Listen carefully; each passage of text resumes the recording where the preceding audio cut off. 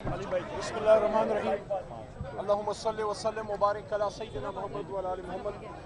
आज बहुत ही अफसोसनाक दिन है। बतौर वकील मैं ये कह रहा हूँ कि जिस तरह आज मैंने अब्यूज़ अदालत में देखी है, मैंने अपनी वकालत की ज़िंदगी में ऐसा नहीं देखा। सख्त आर्गूमेंट्स होते हैं, सब कुछ होता है, लेकिन वकला के ज़रिए बात होती है और अदालत रेगुलेट करती है। मैं ये एक्सपेक्ट नहीं कर रहा था कि अदालत के अंदर साबिक वज़ीर आज़म को, हमारे तो दोस्तों ने बातें की हैं बड़े सोफिस्टिकेटेड अंदाज में, मैं साफ अंदाज में बात कर रहा हूँ कि आज साबिक वज़ीर आज़म पाकिस्तान इमरान खान को अदालत में जज के सामने गाली दी गई है। बहुत गलत हुआ है, बहुत गलत हुआ है।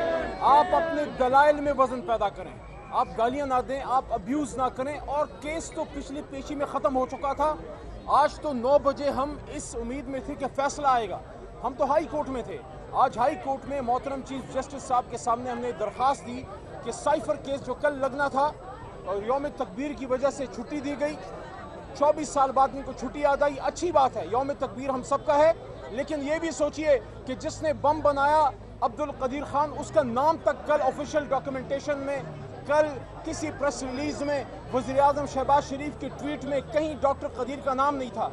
हम उस वजह से आज गए कि यौम तकबीर की वजह से कल हियरिंग नहीं हो सकी, तो हमें अर्ली डेट में चीफ जस्टिस साहब ने पीर का दिन दिया। ठीक है, पीर के दिन इंशाल्लाह केस हो जाएगा। यहाँ जब पहुँचे तो एक अजब तमाशा देखा, एक तुरफा तमाशा देखा कि अदालत फैसला सुनाने की बजाय दोबारा मानेका साहब को मोहलत दे रही और 10 मिनट की मोहलत दी और वो घंटे तक तकरीबन बोलता रहा वो आदमी।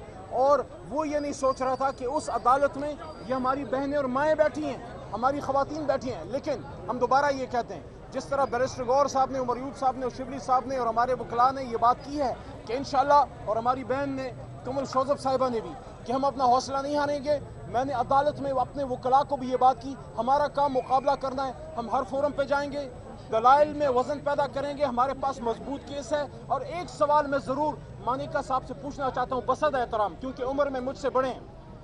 आपको 5 साल बाद कैसे याद आया कि इद्दत में मसला है? जब शादी हुई थी इमरान खान वज़ीर आज़म नहीं थे, आप किसी प्रेशर में नहीं थे। और जब इमरान खान की हुकूमत ख़त्म हुई, आपको पौने 2 साल बाद ये केस कैसे याद आया? इसका मतलब है कहीं ऐसा तो नहीं है कि जब आपकी गिरफ्तारी हुई और उसके बाद कोई सॉफ्टवेयर अपडेट का मसला तो कहीं नहीं है? ऐसा तो नहीं है कि जेल में जाने के बाद कोई सॉफ्टवेयर की अपडेशन हुई है? क्योंकि अगर आपको तकलीफ थी, अगर आपको शिकायत थी, तो शादी के पहले महीने, दूसरे महीने, पहले साल, दूसरे साल, तीसरे साल, चौथे साल, 5वें साल, आखिर आपको इतने साल बाद ये कैसे याद आया? इसका मतलब है कि तमाम केसेस की तरह ये भी कंकॉक्टेड है, ये भी जेली है, ये भी साजिशी केस है, इमरान खान को अंदर रखने की कोशिश है। याद रखिए आप सब जो ये सब कर रहे हैं, उम्मत का लीडर बाहर निकलेगा, शान से निकलेगा और वापस वज़ीर आज़म पाकिस्तान में जाएगा इंशाल्लाह। वज़ीर आज़म पाकिस्तान अपने हाउस में जाएगा और वहाँ से कौम को लीड करेगा इंशाल्लाह।